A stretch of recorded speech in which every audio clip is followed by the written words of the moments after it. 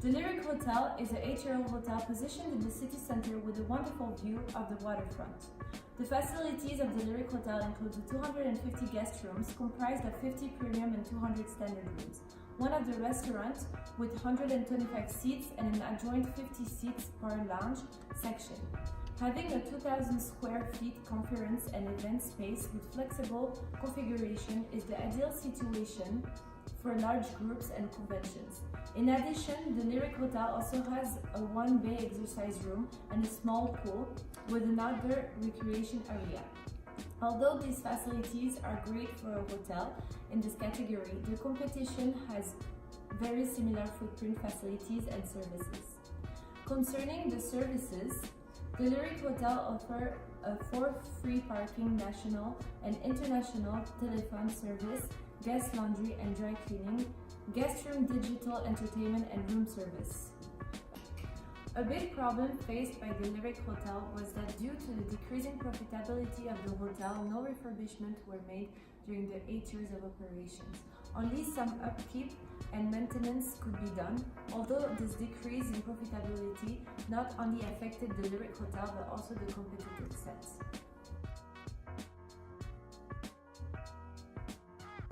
For Q1, we decided to invest into many new services and facilities to improve the quality of our hotel. We carefully used deep cleaning services in order to maximize the level of guest satisfaction.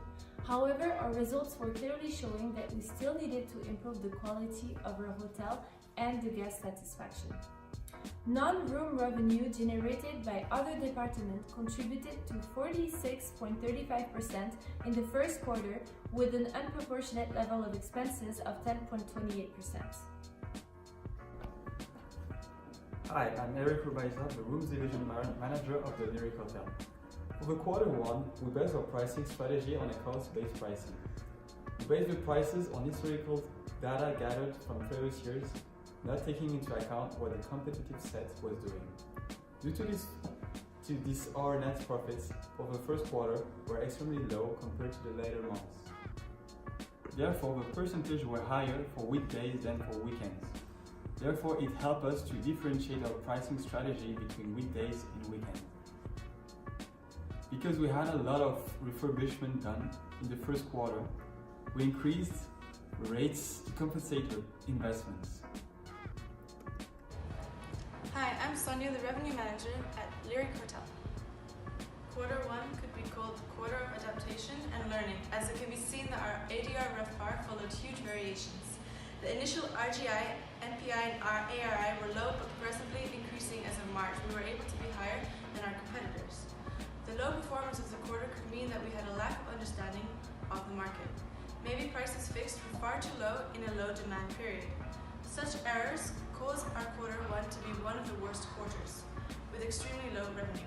The fact that our investments into facilities only took effect in March explains the issue of not being able to generate as much revenue in February. Hello, I'm Javier and I'm the Advertisement and Marketing Manager of the Liric Hotel. So during Q1, we did not invest heavily in either advertisement or marketing, especially during January. The only marketing expenses consisted of performance benchmarking services, guest response services, and on the hotel website. For the later months, there was no change in advertisement expense. But in February, we decided to add a loyalty program and an e-commerce service. Furthermore, due to this lack of spending on advertisement, we saw a very low room revenue compared to the other quarters. In fact, the first quarter being our worst 3 months of operations. Hi, my name is Katrina and I'm Channel Distribution Manager. For Q1, the expenditure on the distribution channels was distributed evenly, as seen on the graph. This was not a good decision, as we later saw that most of our revenue was coming from direct and GDS. For Q2, by improving the quality of our hotel and by trying to respond to the guest concerns, we invested into additional facilities and services. In order to prepare for the high season of the third quarter, also many refurbishments were undertaken. By analyzing this graph, we can see that our investment into new facilities really helped increasing our guest satisfaction. Nevertheless, our goal for the third quarter will be to further expand our facilities and to improve our services in order to create more guest satisfaction. Therefore, due to this low performance, for the second quarter we decided to change to a competition-based pricing which takes into account what the competition is doing. Consequently, we augmented our prices but as well decided to invest in quality. Compared to the first quarter, our weekdays decreased and our weekend increased, but we still managed to sell more weekdays rooms. Quarter 2 can be seen as a period of stabilization and improvement, as it can be seen through the small rise in ADR and the bigger rise on RevPAR, which stabilizes itself afterwards. This quarter, the RGI started to go down but still stayed on top of our competitors. Our MPI went down dramatically and is not stable at all. The ARI was quite stable. However, by adjusting our prices and by adjusting to a competition-based pricing strategy, our revenue and profit increased. So concerning quarter 2, the first month, no extra expenditure were made, but for the month of May, we decided to include a public relations agency as the comments from social media were increasingly negative. Additionally, in the month of June, we heavily increased the advertisement expenditure to make us more visible to the clients. But to our surprise, our room revenue for that month went down. For quarter 2, the distribution changed, as we saw the revenue was coming mainly from direct, GDS and OTAs. So we decided to decrease the expenditure on wholesales. This was done to increase direct bookings, as we don't have to pay commissions or transaction costs.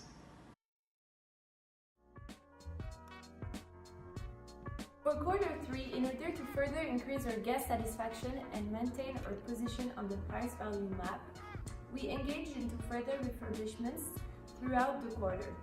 No new investments were made in facilities in order to preserve funds. Furthermore, the percentage of revenue from non-room department has increased from quarter 2 to quarter 3 from 58.64% to 59.55%. Nevertheless, the dollar amount of this revenue has risen compared to quarter 2. For quarter 3, we keep the same strategy and we could see that increasing in recognition, demand, and therefore revenue. We kept increasing our prices to prepare for the high season.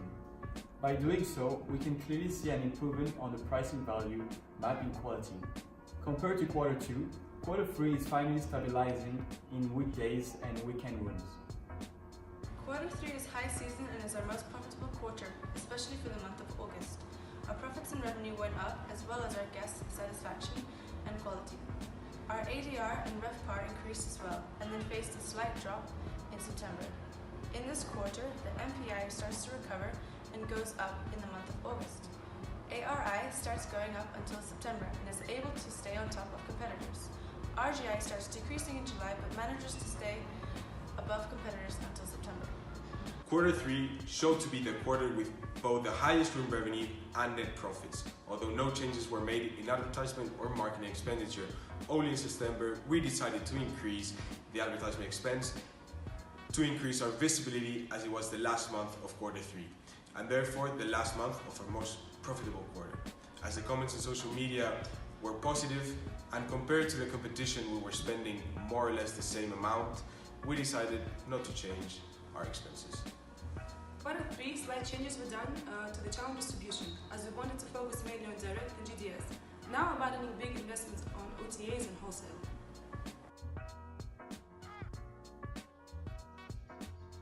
For the last quarter, quarter 4, once again, no investments were made into the new facilities as well as the services.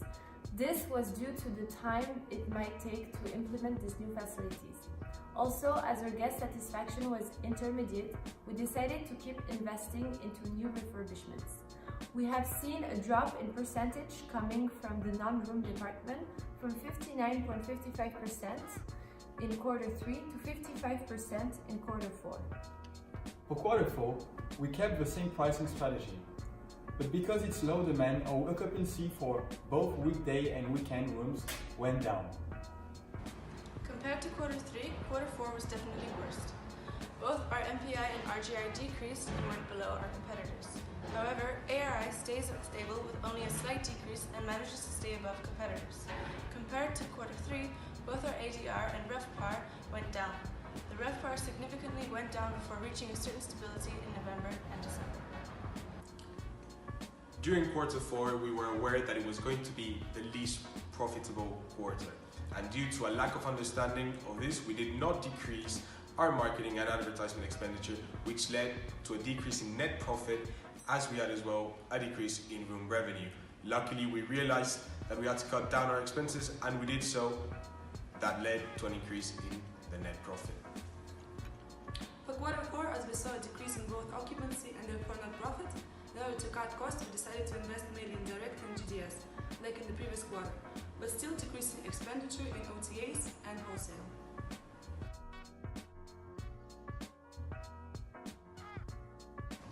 Our overall performance could be considered good, as we achieved both an ARI and RGI above the competitive set.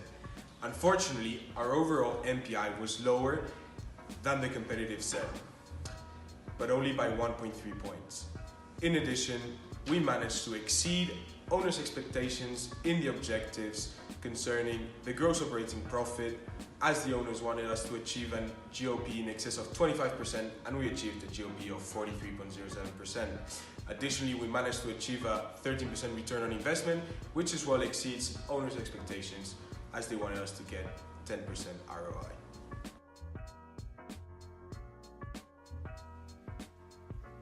For the short term is to analyze in greater details all the customers' revenue attached to investment and facilities. Also to fix prices according to the seasonality and also take competition into account. Moreover, we recommend to improve quality before periods of high demand and to make sure that our marketing policies and operations are in accordance with other departments. With regards to the long term, we recommend to maintain a coherent price and quality strategy to maximize the value of the service offered. Moreover, we recommend to create a database and better forecasting to implement a total revenue management system to simultaneously consider all revenues generating sources. And last but not least, to maintain a minimum amount of available funds to limit financial constraints on the long term.